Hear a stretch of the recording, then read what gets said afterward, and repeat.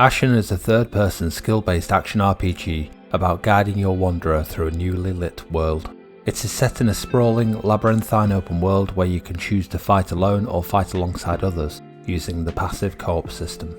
In Ashen you will explore mysterious dungeons, fight epic bosses, and find your way through diverse regions filled with gorgeous vistas and mythical creatures.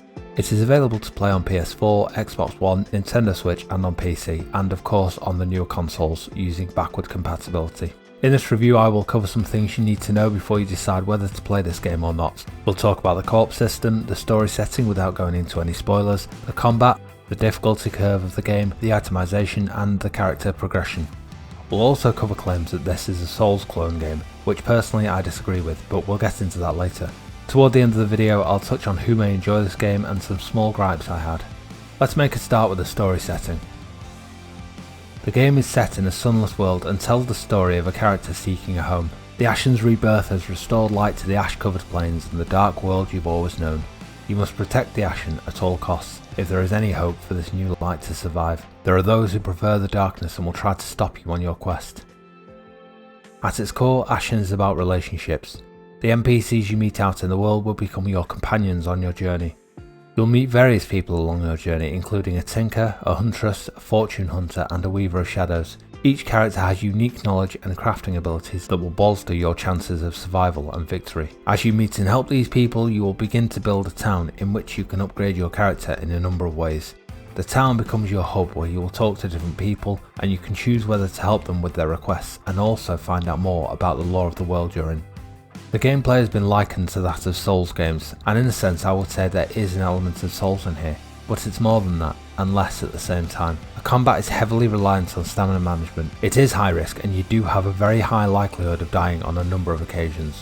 When you die you drop your resources, called scoria, and you have the ability to go back to collect them. There are also resting shrines and eventually fast travel spots to uncover as you make progress. All very similar to Souls games in that way. However, there are a lot of ways that the game differs from the traditional Souls formula. First of all, character progression. There is no way to increase your individual stats. You can't put points in strength or dexterity to increase your damage output on certain weapons, for example.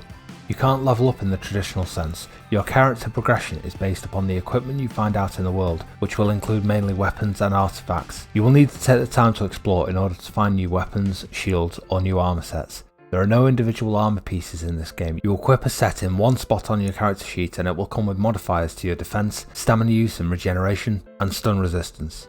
Your health and stamina will be increased automatically as you make progress through the game. In this way, making sure to finish the side quests is an important part of your progression, even if it's not essential, strictly speaking, to the main story.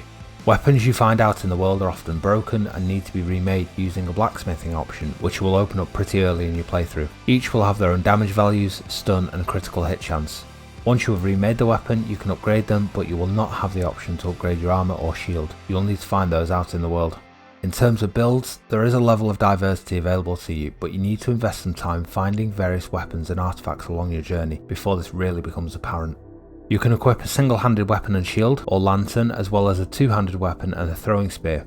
You will easily be able to switch between them on the fly, so you can change up your combat as you progress. You will have the ability to build yourself a damage output, stamina regen, health and constitution, critical hit, backstab, or even additional defense boosts.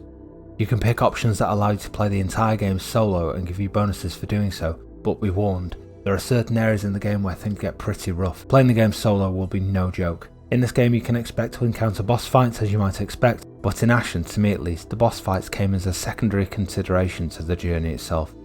Exploration is key in this game. In terms of the co-op system, I would consider it a hybrid type of co-op. Co-op light is the way I thought of it. It is automatically embedded in the game. Your companion will be dictated by whichever quest you're on at the time. Whoever you're helping out at the time will be along with you for the ride.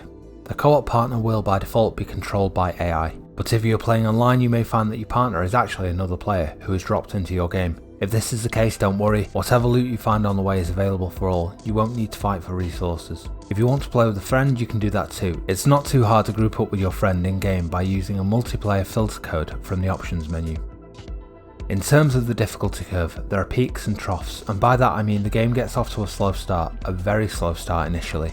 It took me a good while to get a feel for things and also to feel properly challenged. At first the game, considering people call it a Souls clone, started off a little too easy, But as you begin to make progress into the game, there are areas which will definitely challenge you. As you build in power and your build options become more varied, you will find ways to counter this, but in particular, the dungeons are very tough. There are a few dungeons in the game, and personally I found them grueling on my playthrough. Resting spots are few and far between, and running the gauntlet to get to the end is no joke. You will die many times on these runs, but with each death you'll learn something new, and if you stick at it, you'll eventually come out the other end, feeling that sense of achievement. Personally, I found the dungeon runs much more difficult than the actual boss encounters, but your experience may vary.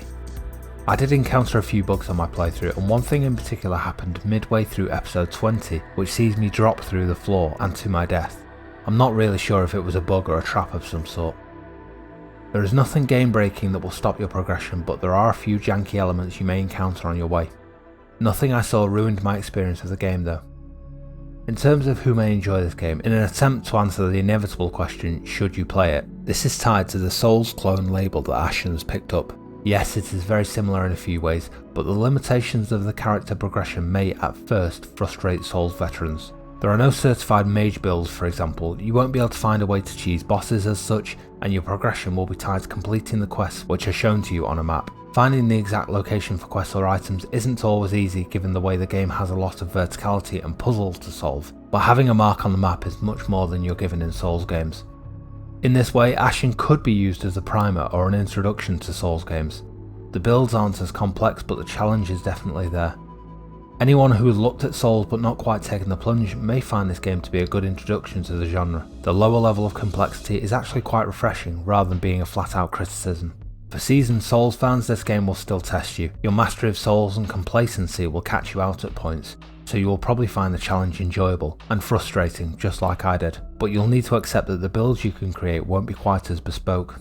Personally, I really enjoyed playing through the game. I won't lie, there have been a few salty moments and some very difficult challenges to overcome once I got past the slow start, but having done them, I can look back now and feel a sense of achievement. If you fancy checking out the playthrough, I'll link it here. Leave me a like and comment if you don't mind, sub if you're new, and I'll wrap it up there. Thank you for watching, take care, stay safe, bye bye now. Oh fuck.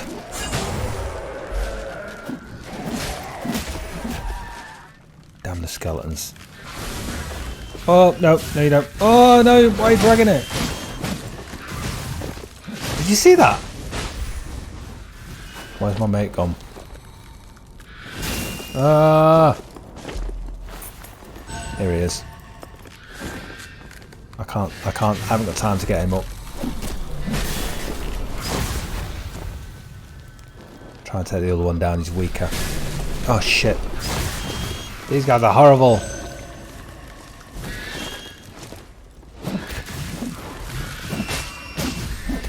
Right, it's you dead. You're on your own now, sunshine. Oh no! Oh no, I've got no healing shit. Damn it. Balls. Balls. No!